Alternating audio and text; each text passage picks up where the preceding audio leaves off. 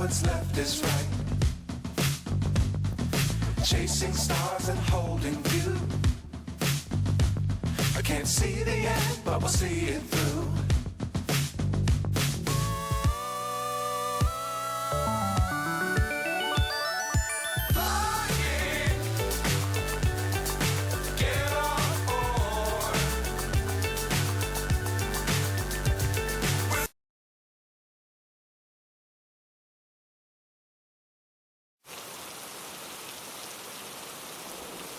Scene: lonely countryside.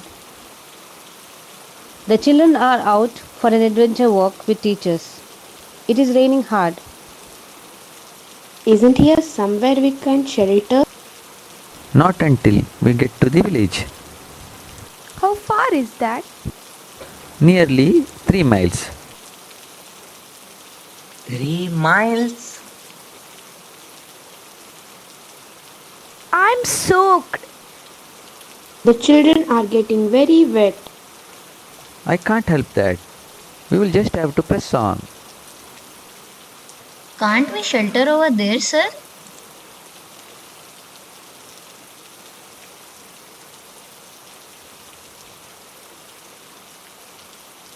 Where?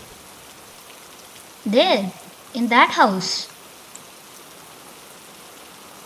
That's not a house. Surely hard to see in all the rain. Of course it is. Try wiping your glasses. You are right. Lonely place to choose for a house. It certainly wasn't there when I was here walking last summer. Funny looking place. Are we just going to stand here in the downpour gaping at it? Yes. Can't we go up there and ask for shelter, sir? We can't take all you crowd into a private house. You are dripping wet. There's probably a shed or garage. We could shelter there. We can at least ask. Yes, sir. Why not?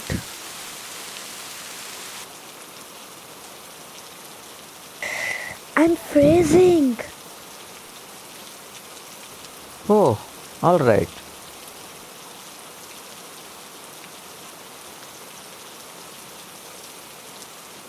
Scene: inside the kitchen of the house. Mrs. Brown is standing with all the children and teachers. Mr. Brown comes in through the outer door.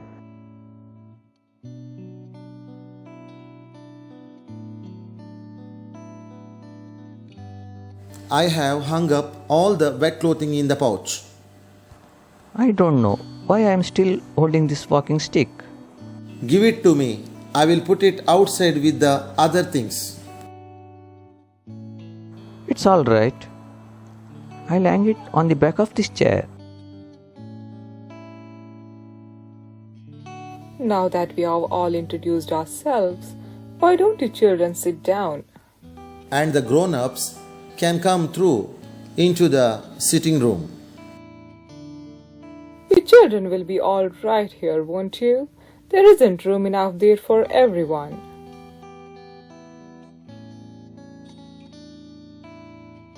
Yes, thanks. Oh, yes. We'll be fine. Thank you very much for taking us in like this. Our pleasure. There's a fresh pot of a tea made in the other room.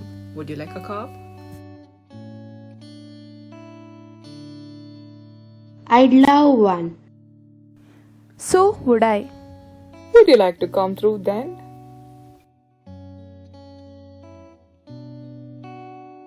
Mr. and Mrs. Brown and the teachers go out.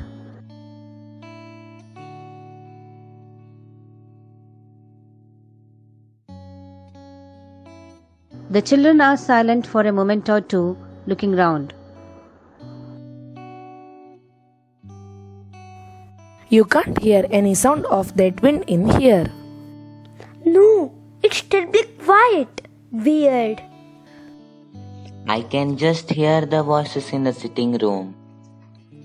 It's cold in here too. Maybe we feel cold because we are tired from all that walking. And we did get wet. No, not just that. It is cold. And empty. This kitchen reminds me of a hospital. Where do they wash up? In the sink. Or the washing up machine. There's nothing like that. There's something standing about either. No plates, no pots and pans. Things like that. They'll put away in cupboards.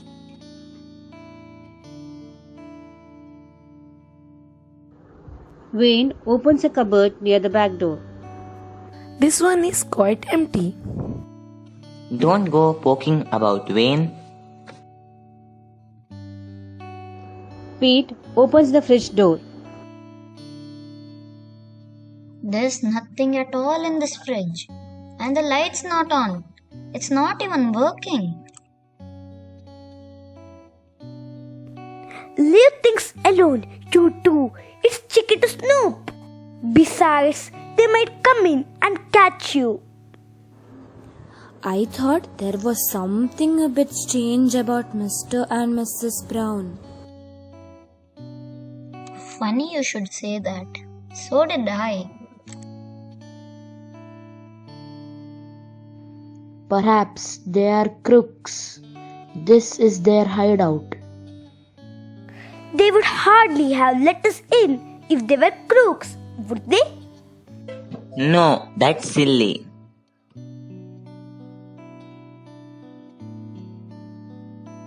Maybe we ought to have gone walking to the village. We would have got drenched. Mrs. Brown comes back into the room. All right here? Good. She notices the partly open cupboard door. Oh, were you looking something in that cupboard? It was Wayne. He was being nosy. I see.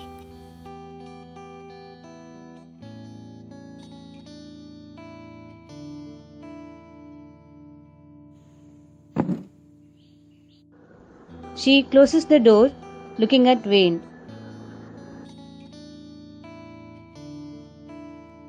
I didn't mean any harm. We just wondered where you put your plates and things. I'd rather you didn't touch anything. We have just moved in and haven't had time to sort things out. That's why this place looks rather deserted. We only wondered. Yes. Well, would you all like a drink? I would. Me too. Will orange juice be all right? Yes, please. Fine, thanks. The others nod. Good. And remember, please leave these cupboards alone.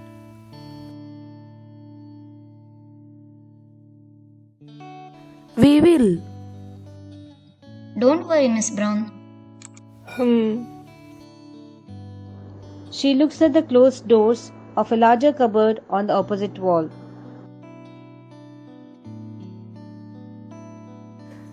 Do remember that. I'll go and get those drinks.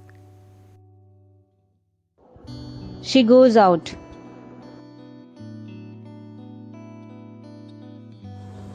Did you see her hand? No. What?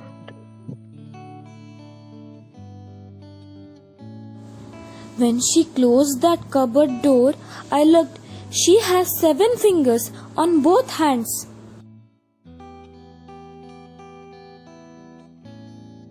Horrid!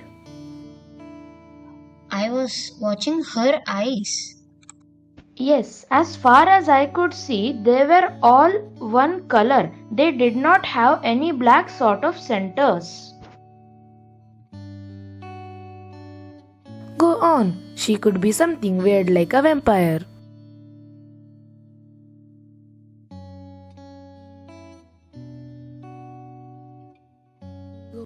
Oh, shut up. Yes, shut up. You are making all this up to scare us. No, we are not. I don't want to stay here.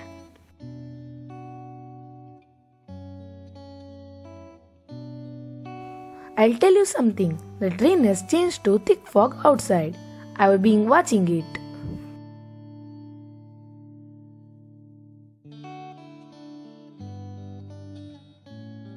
Yes, you can't see anything out of that window.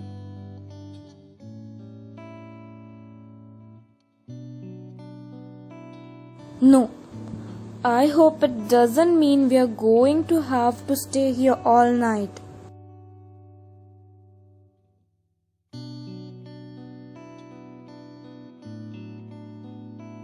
Stay here all night, not me.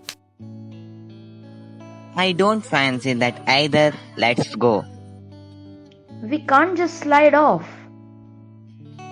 I'll go and tell Mr. Hunt and the others how we feel. He goes out. It's all a bit mysterious. I wonder what's in that other cupboard.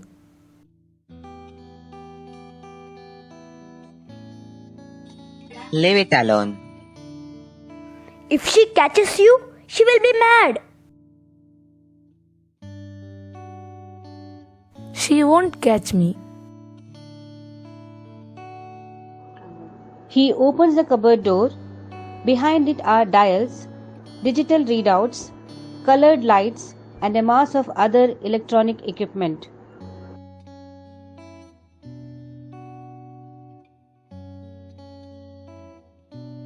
What on earth is all that doing there?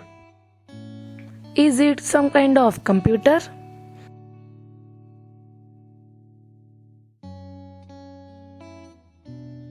Those things, are they figures or words? Some kind of foreign language.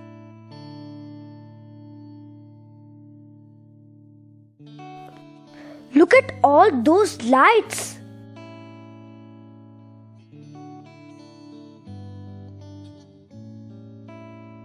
It's real space age stuff. What could it be for? Spying? You think so?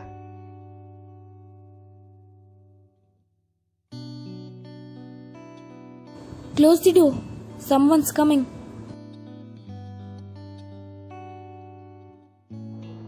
They close the door, but it doesn't quite shut. Pete comes back in.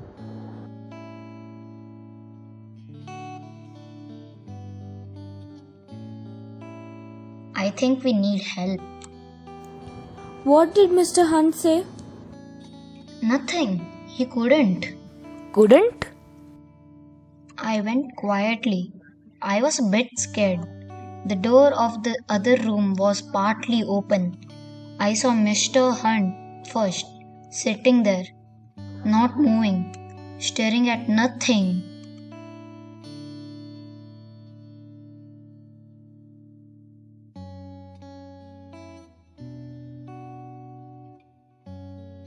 You mean he was thinking about something? He was tired.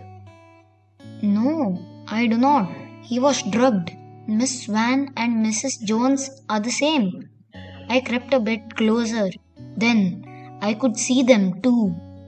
They were sitting there, blank, as if they'd been turned to stone.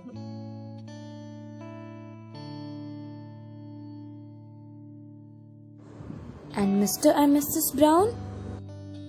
They were looking at them and, I don't know, talking.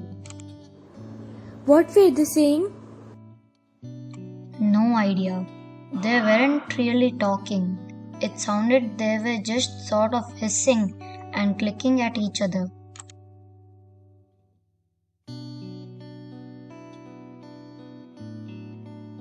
I want to get out of here. I'm getting out right now.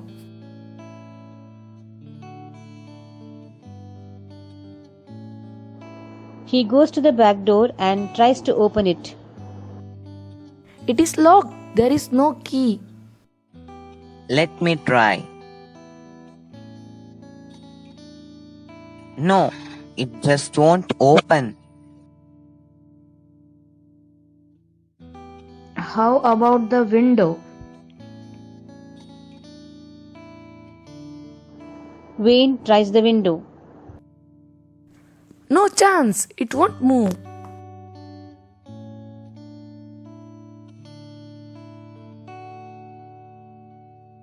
Smash the glass! We have got to get out!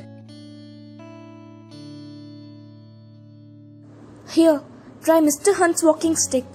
Use that, Wayne. Wayne tries to break the glass with the stick. It won't break. He hits the glass again. It just bounces off.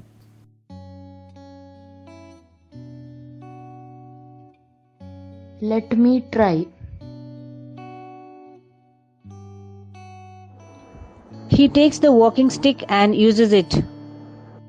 It's no use. That glass is like steel.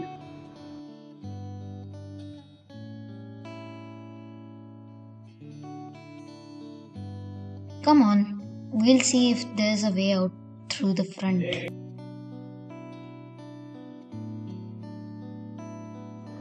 They begin to crowd towards the kitchen door when Mrs. Brown comes in with a tray of drinks. Good heavens!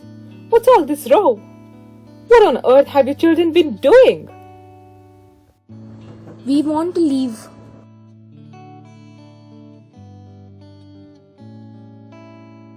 In this fog? How can you? What have you done to Mr. Hunt and the others? Done? Nothing. We have been having a cup of tea. Pete says you have drugged them. Nonsense. Where in the world did you get that idea? She notices the cupboard left partly open.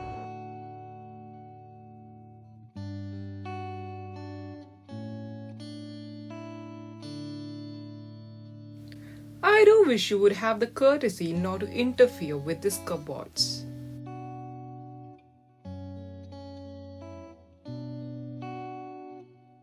What is that stuff in there?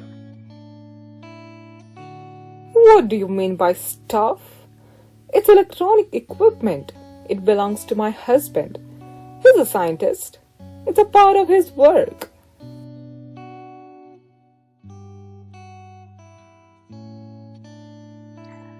And why is the back door locked? It always locks when you close it. It is a burglar-proof lock. The windows are burglar-proof too. My husband doesn't want to run the risk of having an expensive equipment stolen.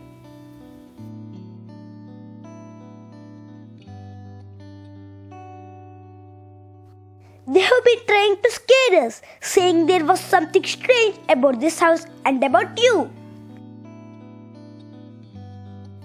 How dare you? After we have taken you in and looked after you, after I have gone through the trouble of getting these drinks for you, the least you can do is to sit quietly and drink them.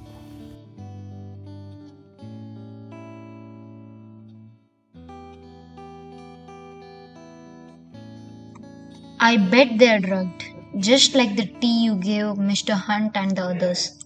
Now, just stop that kind of talk. I saw them. You got them in the other room, drugged. You saw nothing of that sort. They are all chatting to Mr. Brown right now. Ask them to come here then, so we can see them. Certainly not. I'm not dragging them in here just because of a lot of children's silly fantasies.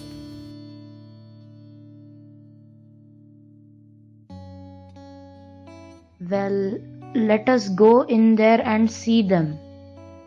No, you don't. I'm not going to be ordered about by children. She bars the way through the door. She can't stop us on her own if we all try to go. All right, all right. I'll go and fetch one of your teachers. Stupid children.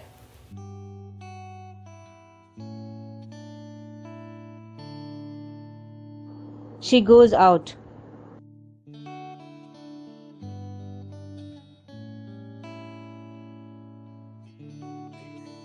See, she's going to bring them. They aren't drugged at all. You are trying to scare us. You are stupid, Pete.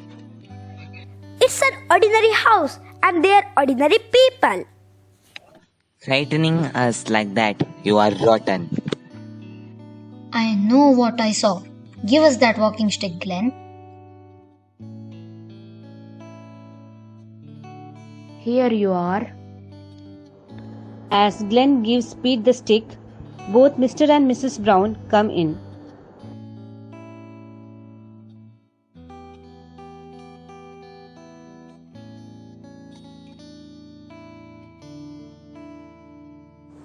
Where's Mr. Hunt? He won't be coming, and you had better drink. Don't anybody touch that stuff. It will make no difference. You can't escape anyway. Oh no, come on, Glenn. Let's get past them. Right.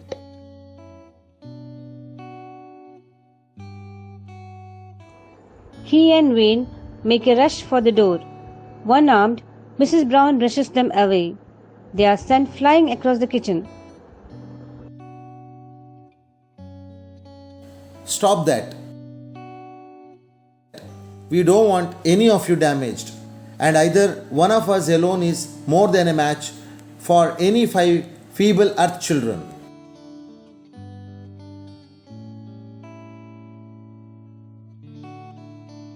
If you try to keep us here, the police will come looking for us.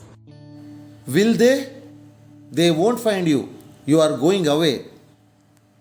No! Where are you taking us?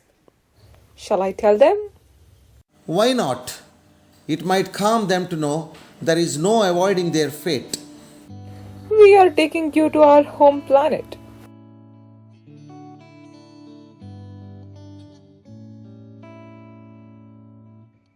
Home planet? You're not from Earth? You're aliens? Exactly. But you are human. You look human. We can take any shape we wish for a time. So can our spaceship. At the moment, as you have seen, it looks like an earth house, very useful to our mission. In a few moments, we shall convert it to a spaceship again and return to our normal shape. So you had better drink. It will make the shock of takeoff easier for you.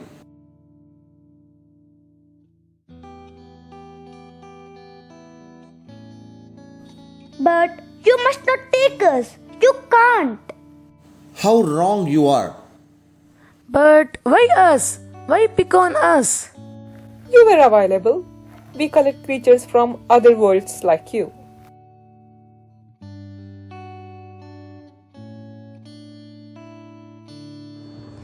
Why? For what? For experiment and scientific study, you will be useful to us. Oh no, we won't.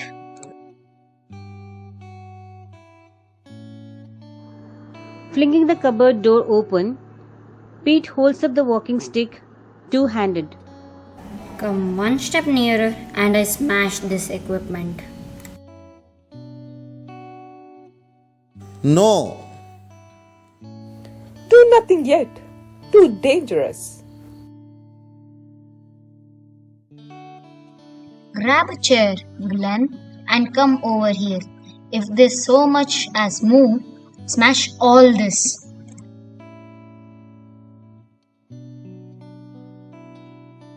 Right.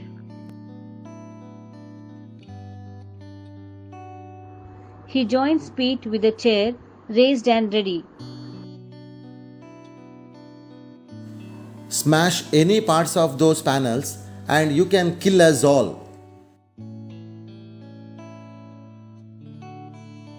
I'll take that chance. Carol, you and the rest, get near that outer door.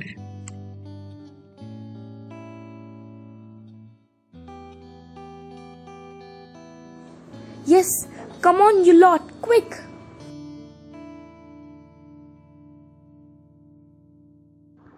All the children, except Pete and Glenn, cluster against the door to the outside. They are only children. We can rush them. Attack! No, they are wild. Keep still. We can't let this happen. Beaten by inferior creatures. We must. If we break any part of that equipment, we are stranded here on Earth. We can do no repairs here.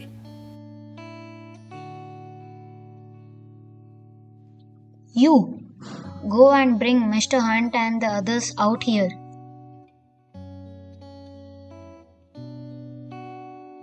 No. Pete taps the panel with the stick and swings it back for a real blow.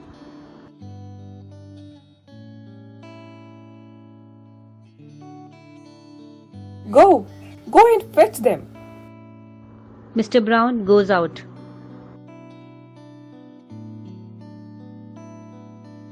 You, how do we open the back door and the door in the porch? Yes, all right. It's that control down there on the left. It's marked with yellow light. Press it. Don't trust her, Pete. I won't. Listen. If those doors don't open at once, Glenn and I start wrecking.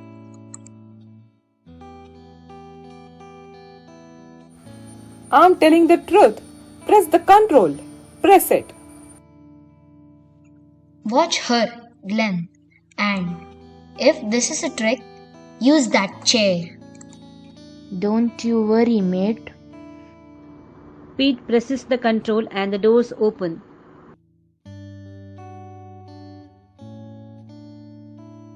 It's all right, Pete. It worked.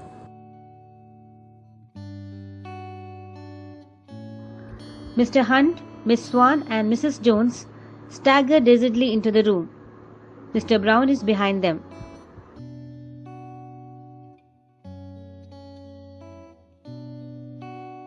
Help them. Get them outside and well away from the house.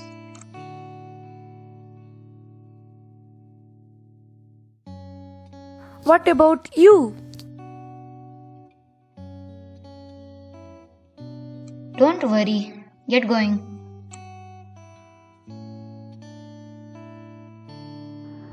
The children help the adults out through the back door, leaving Pete and Glenn facing Mr. and Mrs. Brown.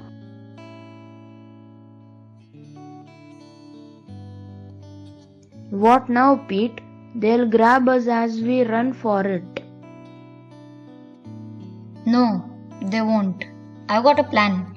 You go first. Not without you. We underestimated these creatures. They were never so fierce before. They were all drugged before.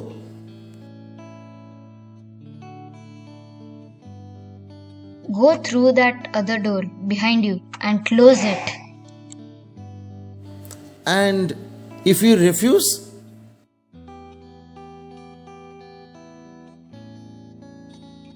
you'll be very sorry. He taps the panel again with a stick.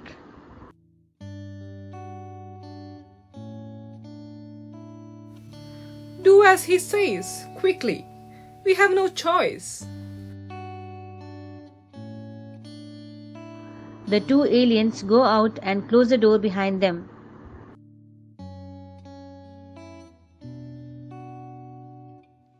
Run for it, Glenn, now! Right.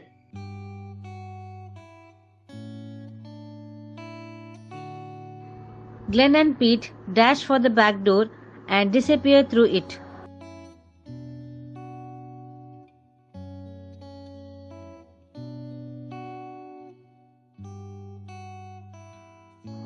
Scene, moorland, a little later. The whole party is sitting on the grass. It is neither raining nor foggy. The sun is out. I can't believe any of it. But you remember being drugged, miss, don't you? And all our anoraks were kept in that house spaceship thing. And the house isn't there anymore. Just vanished in a soundless flash.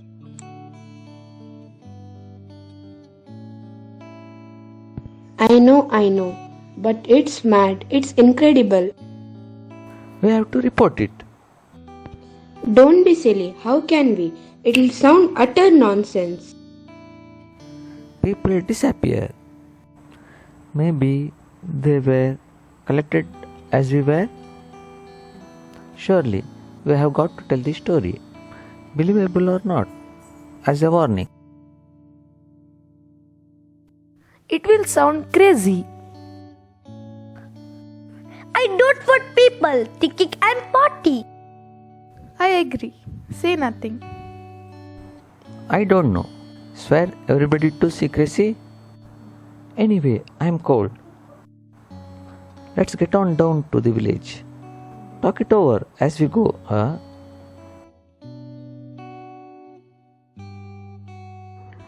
The party moves off arguing.